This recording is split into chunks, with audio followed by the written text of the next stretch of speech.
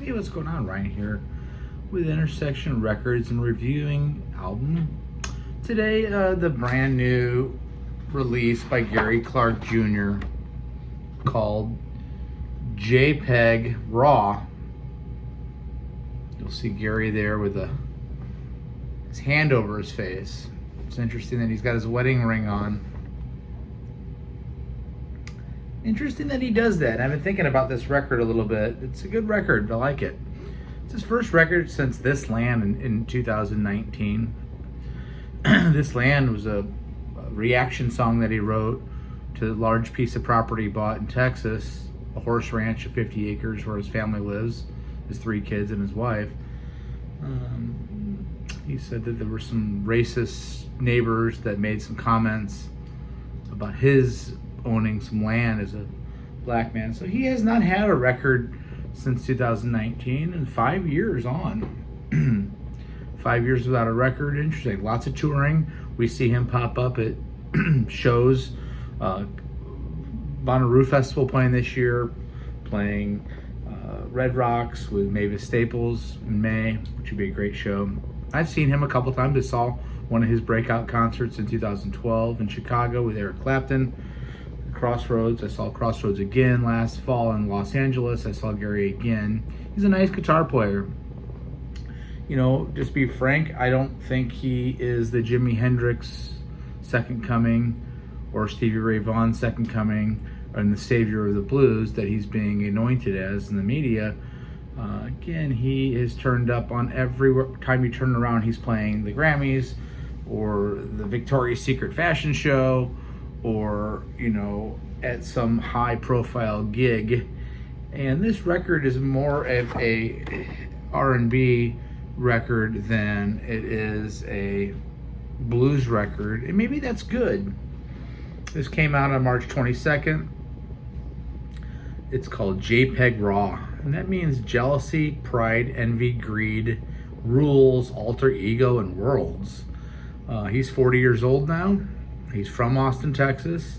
Let's go through this thing track by track. The first song, Mac Tub, is kind of an industrial. You get that kind of Black Keys industrial fuzz tone sound with some modern vamping and some R&B and some crunchy chords, some notes of hip hop. You know, this is all over the map as far as styles and genres, and I kind of like that. JPEG Raw is the next song. Jazzy, some more hip hop, some soul. This one's solely written by Clark. A lot of these songs are co-writes with Jacob Skiba, who is a producer, along with Gary Clark Jr. on this record. This is one that he wrote by himself. I like that song as well. Don't Start is the next song with Valerie June on vocals. A little bit more guitar here, more funk and blues.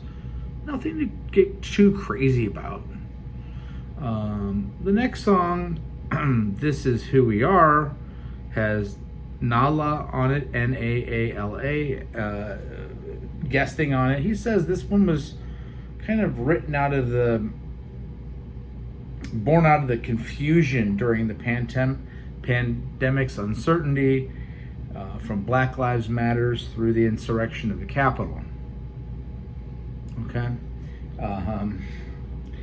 You know, I don't really care for this song that much. Again, it takes a nice solo there, doing a hip hop more than guitar playing. It would work nice in a club, though. I could see people dancing, and I shouldn't say I don't like it. Just I'm kind of waiting for this guitar god to emerge on this album, and it's not happening. Again, just because he's being anointed as this succession in a line of 100 years of guitar players, and that's how they're trying to make this guy out to be, because he's from a Texas blues tradition, because he's black, doesn't mean that he wants to necessarily carry that torch. You know, he's jams with the Stones and jams with everybody, but maybe he's more than that, and that's cool. The next song is a little interlude that he wrote, kind of a jazzy crooning interlude over jazz chords, called To the End of the Earth.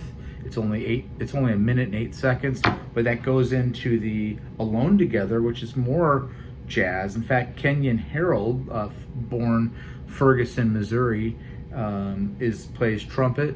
In fact, I'm seeing him this summer.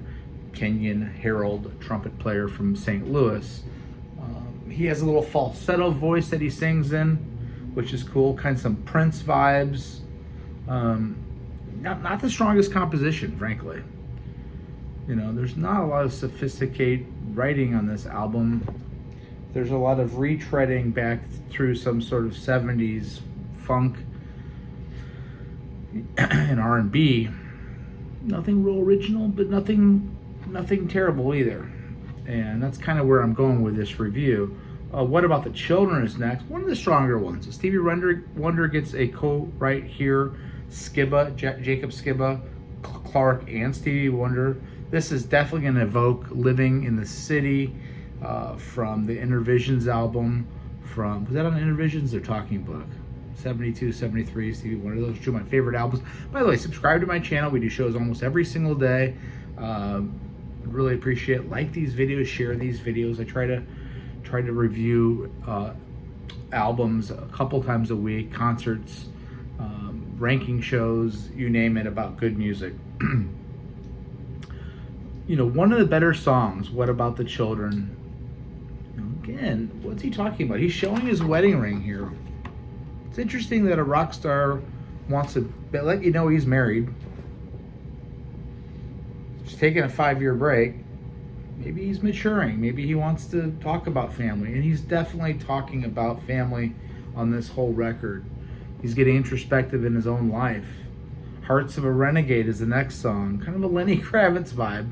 And I'm not criticizing that he sounds like other artists, but it does definitely take from some of that, which what people do. They take from their influences, and they mold songs based on around what they like. So, you know, again, I'm seeing lots of reviews where this is a classic album. I'm not sure yet that I agree that it's a classic album, but I like it. Hyperwave's next. Cool, bluesy, bouncy dance song. One of my favorites on the album. Great solo on that. Hyperwave, the 9th track. Funk With You is the next. George Clinton, right? Parliament Funkadelic founder George Clinton. Another highlight. Really groovy. Flows. Nice sing guitar over some funky vamps. Good song. Triumph. R&B song. Kind of about teaching your children about life. Go live it up. Turn a tragedy into a triumph. Basic chord structures. Nothing fancy here, but things don't have to be fancy. Most people don't want fancy, complex compositions. They want something that they can relate to. And I think that's what we're getting here. We're getting a nice record that has some meaning in his life. And then the last song, Habits, is the longest song on the album. It's 9 minutes. I got habits I just can't break. When I think about it, I start to shake. Okay? That being said, you know, he's talking about her coming back into his life. Come back into my life. Maybe he had a breakup. Maybe his habits caused a breakup. Now he's begging her back. We're still married. Nice guitar on that song too at the end. It really builds and builds and builds. And it's probably the best guitar work on the album. What do I think about this album? I'm going to give it a 3.5 out of 5 stars, which I consider a good plus. 4 is great. 5 is perfect. 3 is good. This is a good plus. This is a very good album. It's not going to offend anybody in any way. There's not really tracks that just jump off. You're like, oh my God, I got to hear that again. I kind of wish there was more. I wish there was a moment, you know, a let's go crazy moment like on Purple Rain, or a, you know, Cliffs of Dover moment by Eric Johnson, right? Where you can't believe how great the guitar playing is. There's nothing here that blows you away. At the same time, it's a nice album that you can get through. There's no skip songs on this record, in my opinion. Anyway, that's my review. Check out the new Gary Clark Jr. album. It's a very good album. Peace out. See you.